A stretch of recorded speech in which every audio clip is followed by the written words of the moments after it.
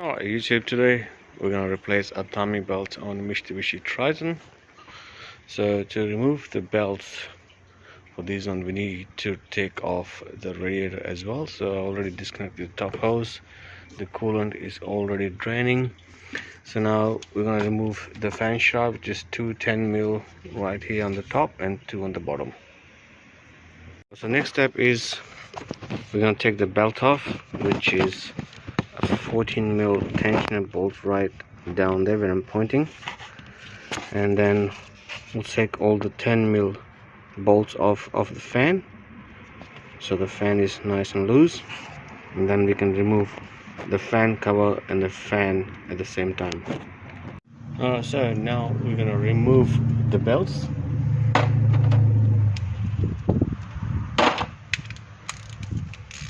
With a 22mm socket.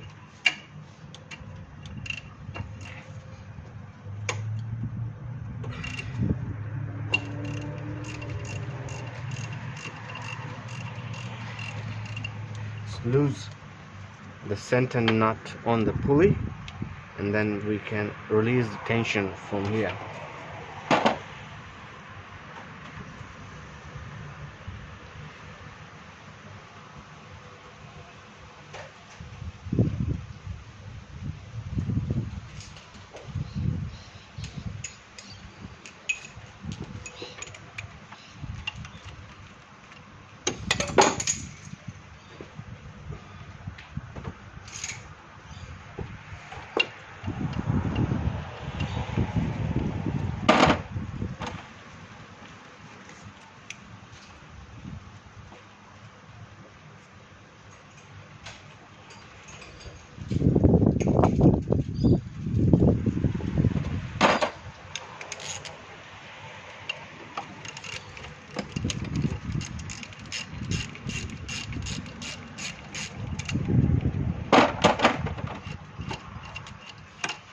As you can see, the pulley is going down and releasing the tension of the belt, and this is a good time if you want to put a new belt as well.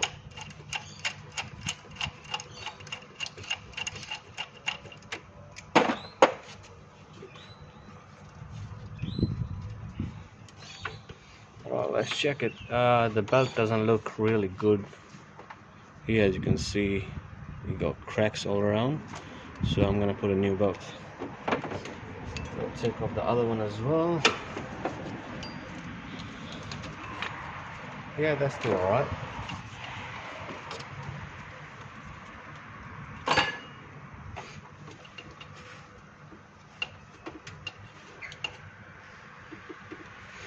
Okay, so the next procedure is we need to remove the tensioner for the first belt, which is down here.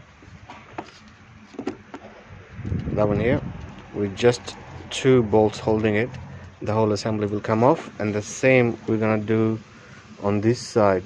There's two bolts on the bottom of this assembly. We're gonna take them off and remove both the tensioners.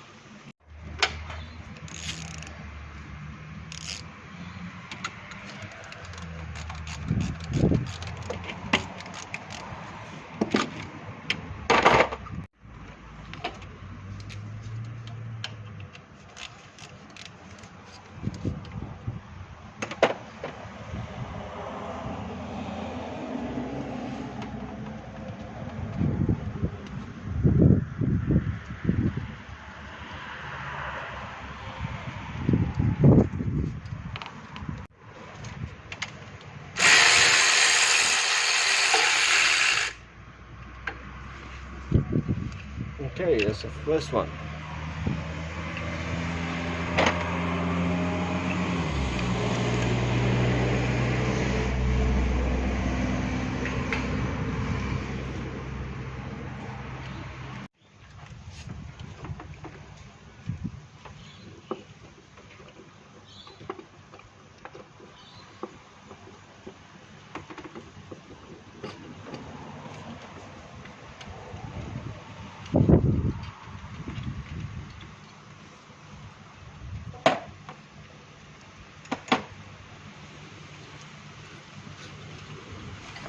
Comes the second one. Okay, so the next step is we have to remove the trans cooler lines. I already loosened them. They are 19 mil, so there's one on the top and there's one on the bottom here. That's a little bit tight, so I'm gonna use an open end 90 mil spanner. Crack them open. Make sure that you have a pan underneath to catch any dripping oil. So this comes off.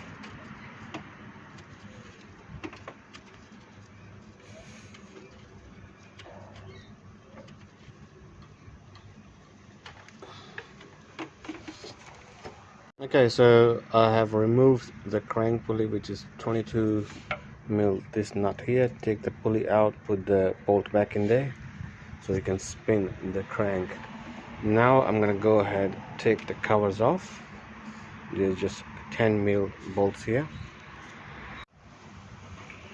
So just make sure, because this thing has different length of the bolts, so you just remember from which side you took it off. But this one is longer, as you can see. They're two same, but this one is longer than this.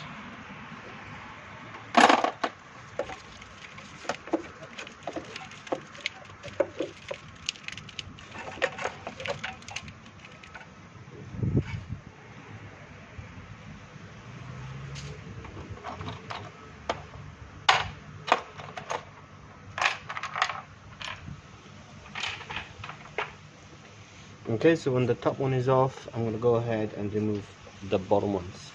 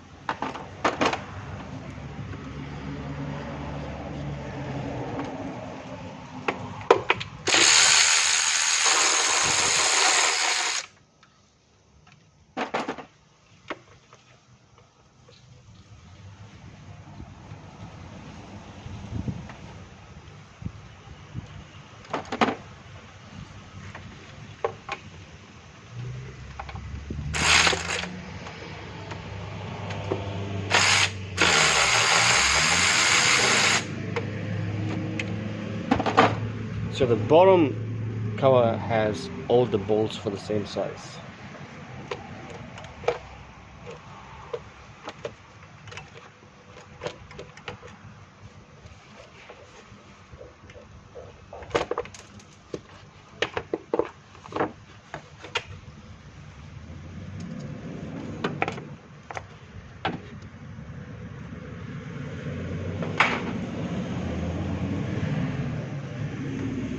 Once the cover is off, we're going to spin the crank with the hand until all the timing marks align. So as you can see, this one is aligning with the pink mark there, and that is aligning, can't see really with the angle of the phone, but is aligning with the dot on the back of the pump, and the crankshaft dot, which is right there, is aligning with the notch with the pink mark, and also the balancer shaft pulley is, that one is aligning with the notch at the back here. So make sure all the marks align where it's supposed to be, and also the center one is here right there. Once all the marks are aligning, we can take, this is the hydraulic tensioner, we can take 2 bolts of the hydraulic tension that will release the tension from the belt, and then we can take the belt off. Alright, so we have to put a pin in the hydraulic tensioner. I'll put in a vise, press it down and put the pin in to hold the tensioner in place at the time, because it's a hydraulic one, so just gently, just with put in a vise, slowly press it in until you can put something like a pin or anything that you have available at the spot to hold it in place. To remove the belt, take the bolt for the crankshaft out, and this pulley will just slide out like this, and then you can remove the belt. Now we're going to replace the balancer shaft belt. So to replace this, I have to remove this tensioner here.